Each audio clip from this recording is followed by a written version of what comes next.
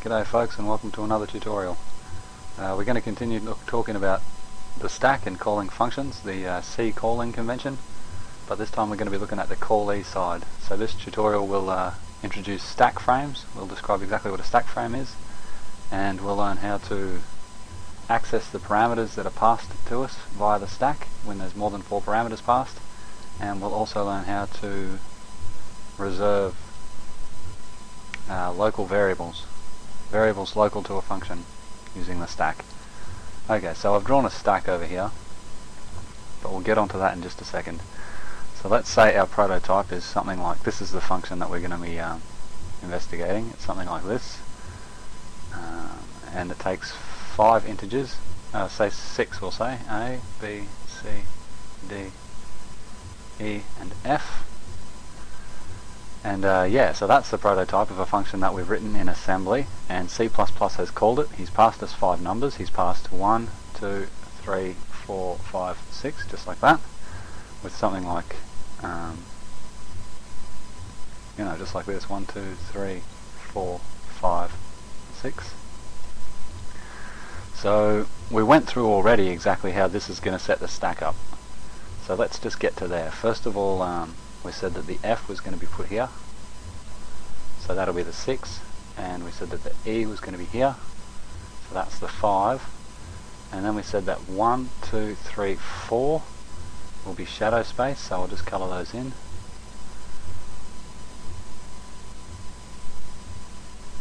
These 4 boxes are all shadow space, so this is the space where A, B, C and D would have been passed if we weren't passing via registers. And the stack pointer will be moved up to right here, and of course the other thing that the caller would have done is put the return address, so that when we do a ret instruction, the IP, the instruction pointer, will jump back to where it was. Okay, so that's how the stack looks to us.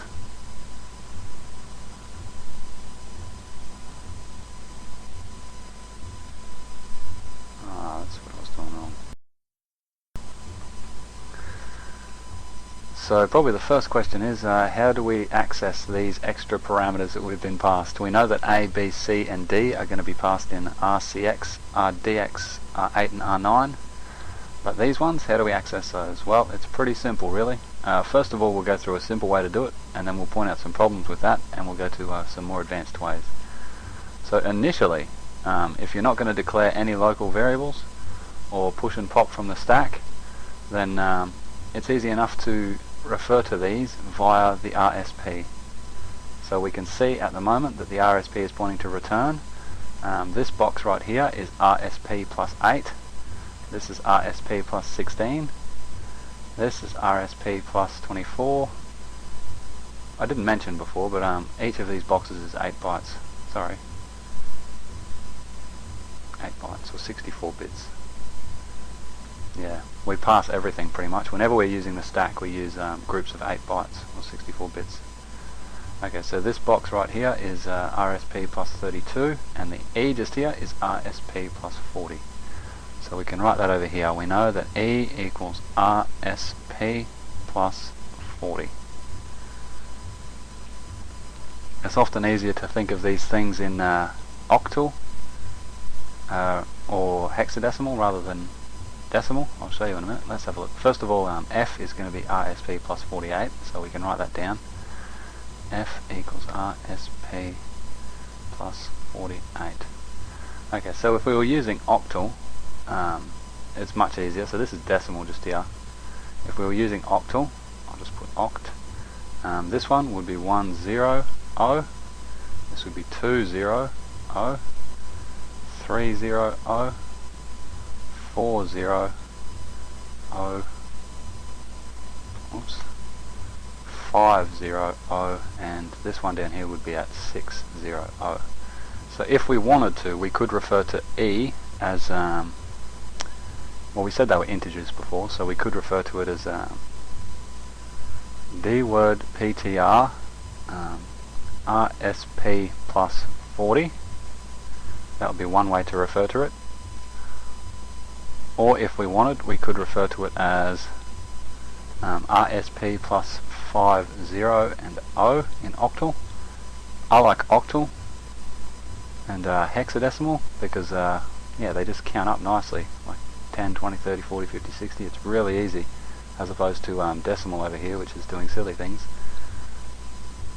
Yeah, or we could refer to F here as either 48 in decimal, or we could say 60 O in octal, same thing. And hexadecimal is pretty good too. This is nice and easy as well. So this one is 8H, this one's 10H, this is 18H, 20H, 28H, and 30H. So in hexadecimal it just counts up in, yeah, you put an 8 there, then 10, then 18, 20, 28, 30, 38, 40, 48, etc, etc, etc. So we could say RSP plus, what is it, 28H, and that would be E as well. Okay, so how would we move something into, how would we move these values into a register? Maybe sum these first two, sum E and F together. We could do something like MOV EAX RSP plus, what do we say here, 28H. I might use hex for this one, why not? And then we could say add EAX RSP plus 30H, and that would leave the sum of E and F, the two parameters passed via the stack, in EAX, ready for us to return. Be quite a strange procedure since we've asked for 6 parameters. But anyway, there's some problems with this particular system, and I'll show you what they are. Let me grab a bigger razor first. Oh, that's it, yeah. Okay. Actually, I better make that small again. Okay, so first of all, we'll go through 2 problems, and then we'll have a look at what the solution is. We said that this was RSP plus 40, and the F was RSP plus 48, but what happens if in our function somewhere we say something like push RAX? Perfectly logical instruction to have in a function. Maybe you've got to push a register. Well, we know what that's going to do. It's going to put RAX just here, and what the? Get it with you. Okay, I didn't mean to make 2 stack pointers. You've only got 1 stack pointer, alright? Yeah, it's going to decrease the stack pointer, subtract from the stack pointer to point to the RAX, but, and more detrimental to what we're talking about here, is the fact that E and F are no longer the same distance that they were from the stack pointer. E is no longer 40. E is now RSP plus 48. And F is no longer 48. F is RSP plus 56 because of this push just here. Now if we popped it, then they change back again, back to what they were. So this is no good. This is no good. If you push 2 values, then you'll have to keep track of the fact that you've pushed 2 lots of 8, and you'll have to add that to this offset here and to reference your E, and it's just horrible. You know, it's not going to work. We don't want to have to keep track of how many pushes and pops we've made. Okay, so that's one of the problems with this simple little method. If you weren't pushing and popping, and if you didn't need to make any local variables, then accessing E and F, as we just went through, is a really good idea. It's very quick, no setup at all. So yeah, that would be fine. But the other problem that I want to go through before we have a look at the solution is local variables. Okay, so say we've got something like int I. Local variables don't have names in assembly, but just humour me for the moment. So we've got an integer called I. Maybe we'll set it to 10. It doesn't really matter what it's set to. And where do we want to put that? Well, it's a variable that's local to our function. So we don't want to store it in the data segment. Since the data segment's not local to the function, the data segment would mean that the variable's global, accessible by all, and when our function closes it would still be there. So what we really want to do is stick it on the stack, because gosh, that's just what the stack's good for. Alright, so we've got I just there. We've popped him on the stack in a local in the first free spot of the stack. And yeah, so off we go in our function. We're programming away, MOV this, MOV that, and shift left this and shift right double precision. But eventually maybe we've got something like push RCX. We've just got to save RCX. So that's a pretty logical thing. Maybe we've got to save RCX, you know. So what's that going to do? Well, you probably guessed already, this juggernaut RSP is going to come up here and completely destroy our local variable. Smash. He's gone. RSP has no idea that there's a local variable there. He's just going to come along and put RCX there, because we told him to. Push RCX. So, see you later, I. You've been destroyed by the stack pointer. So that's obviously no good. That's very, very bad. Our local variables shouldn't be allowed to be overwritten whenever we need to push something. So the logical way to deal with that is instead of putting, well, we've got int I equals 10. I don't know why I bothered making it 10, but let's do it again, shall we? Okay, so instead of just putting the stack, instead of just popping I here like we did, the logical thing to do is also move the stack pointer back 8. Let's have a look. Right there. This way, when we see push RCX like this, RCX will be pushed here. Ah, that's better. See? And then when we pop RCX, it's fine again. But how are we going to refer to our local variable? Don't worry about these parameters. We already went through the problem with referring to them, but I'm sure you can see that the problem with referring to these local variables is exactly the same problem. When the stack pointer was down here, before we pushed RCX, our variable I was actually RSP. It was right at the RSP. The RSP was pointing at it. And then, after we pushed RCX, it's no longer at RSP. I then would be RSP minus 8. Minus, take it easy, plus 8. Alrighty. So we've got exactly the same problem here as we had before. If we push a few things, everything gets out of control. We'll say EBX, why not? EBX. There we go. Now, not only have these changed position, they're now goodness knows where, somewhere, relative to the stack pointer.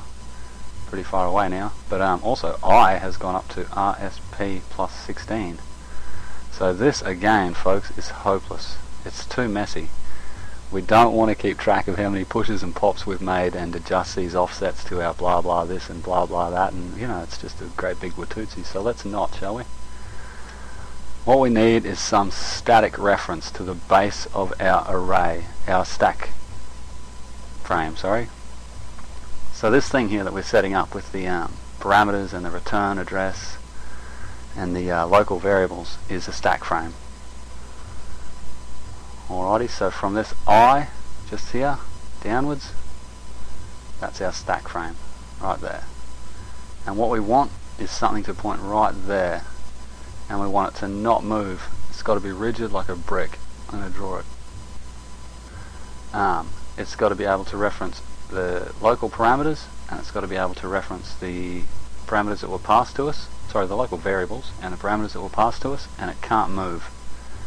And well, the thing that solves all of these problems for us is my good friend the base pointer. So let's have a look. Okay, first of all, the saviour of all of us, all of our problems.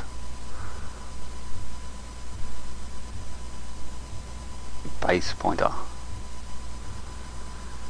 Okay, his name is RBP, and it means the base pointer. It's a pointer to the base of our stack frame. So it won't actually be pointing here, it'll be pointing to this next one, but we'll go through why in just a second.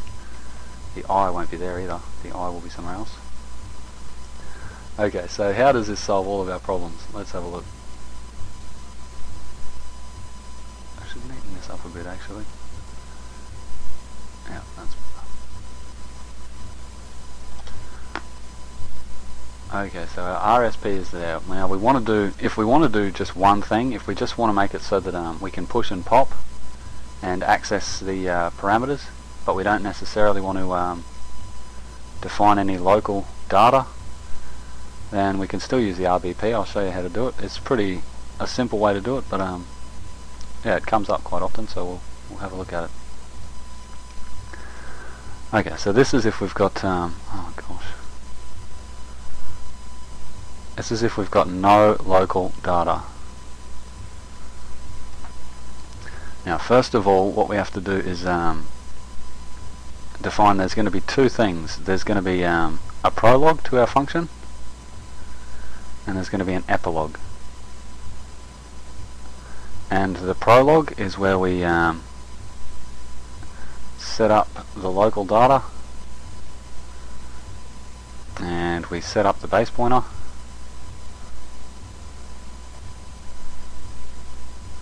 and the epilog is where we put everything back to normal. That's not even a word, sorry about that.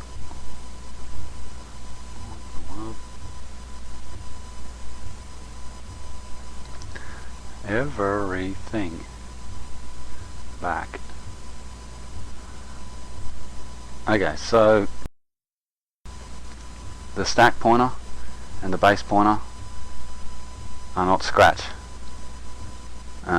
They've got to be the same. When we hit ret, the convention is to make them the same. When you're in your own assembly calling your own functions, you can do whatever you want, and there's no such thing as scratch, but C is going to get pretty angry, C++ will get pretty angry if we don't yeah, adhere to that. Anyway, so the prologue is where we set up local data and we set up the base pointer, and the epilog is where we put everything back to normal, ready to ret. And there's a couple of different prologues and epilogues depending on what you need to do. So first we'll go through what a prologue might look like for a function that doesn't define any local data.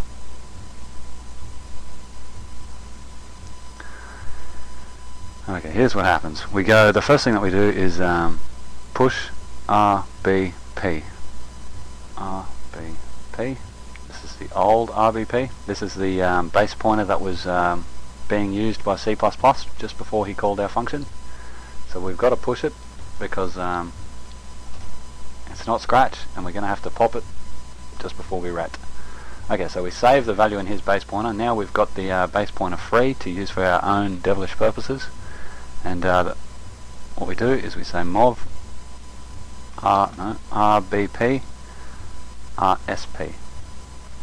We copy the value in the stack pointer to the base pointer. And it's as simple as that. And after we've done this, I'll just say this is the prologue. After we've done this, we're ready to code away and refer to these using our base pointer as the static reference. So the E is RBP plus 48.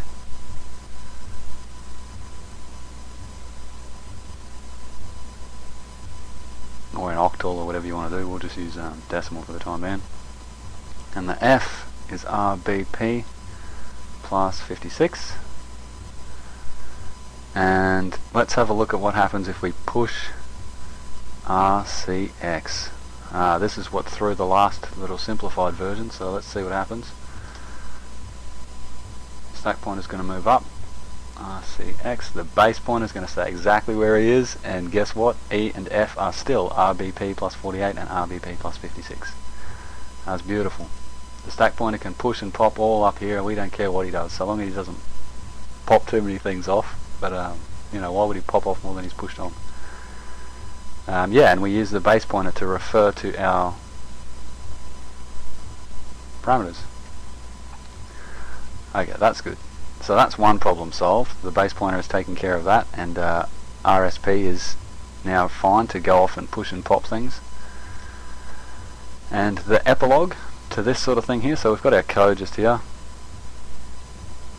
whatever the function is doing, but the way that we clean this up is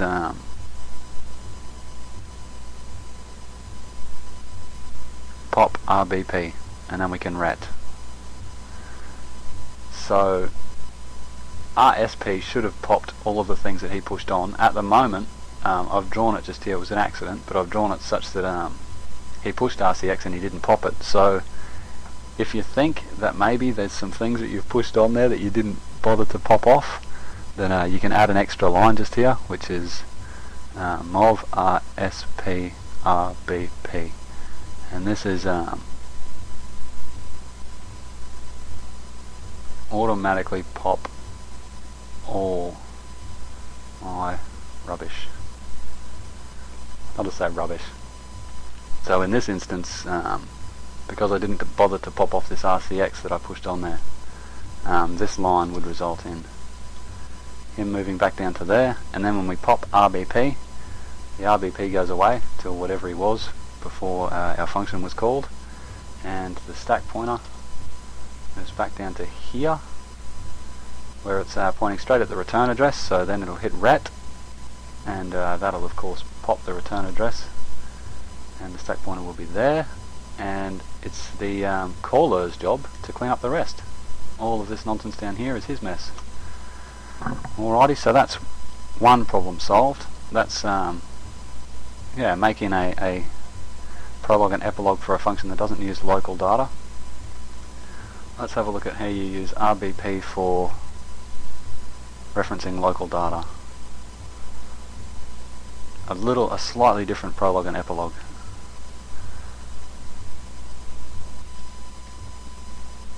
Actually, I might rub this out too.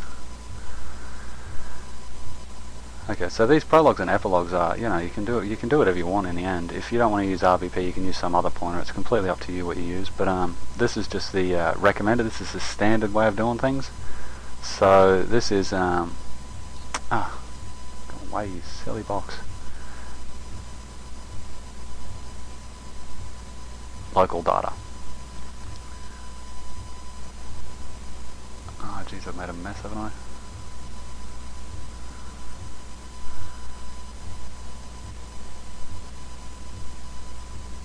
Okay, so we're going to say that we want two variables of local data. Let's say that we want a byte as the first variable. So we'll just say var1 equals a byte, and var2 equals a D word. So we want two variables of local data. One of them is going to be a byte and one of them is going to be a D word. Once again, for the prolog of a function that uses local data, you start out exactly the same. You save the base pointer. Sorry, what's he doing down there? RBP old. Okay, so the stack pointer shouldn't have been down there. He should have been up here somewhere. Anyway, he's there now. And the next is the same as well.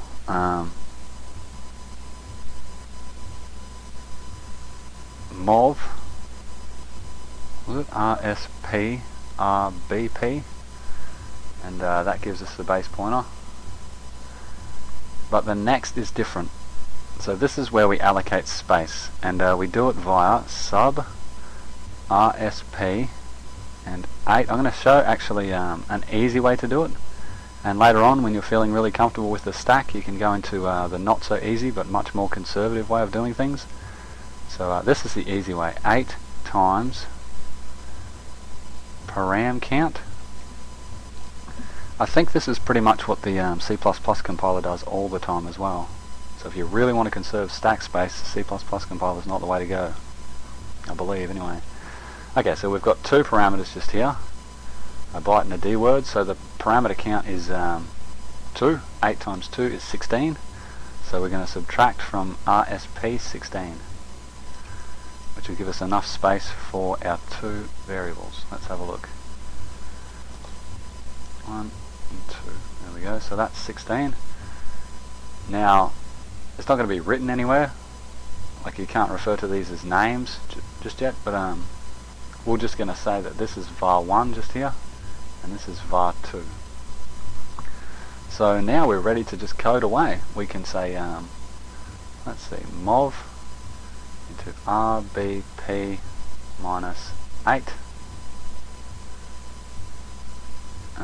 4. And that's going to move 4 into this byte variable just here, right here. How to get a 4. Or we could say MOV into RBP minus 16, 21.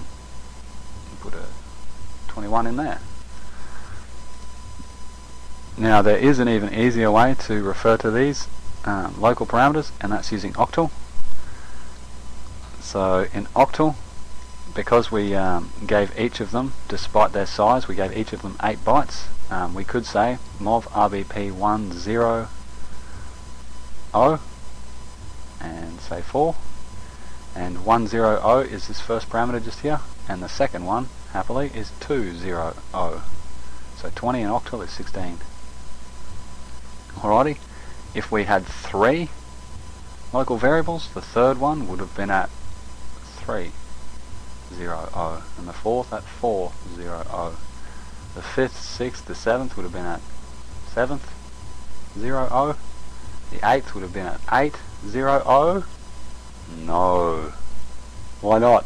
Why not? Well, because there's no digit 8 in octal. So the 8th would actually have been at 1000.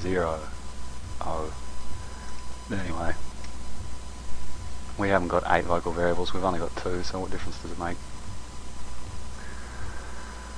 Okay, so yeah, that would be how you refer to your local variables, and referring to these ones down here is exactly the same still, since yeah, most of the prologue was the same. So the E would still be what was it, RBP plus 48, I think it was.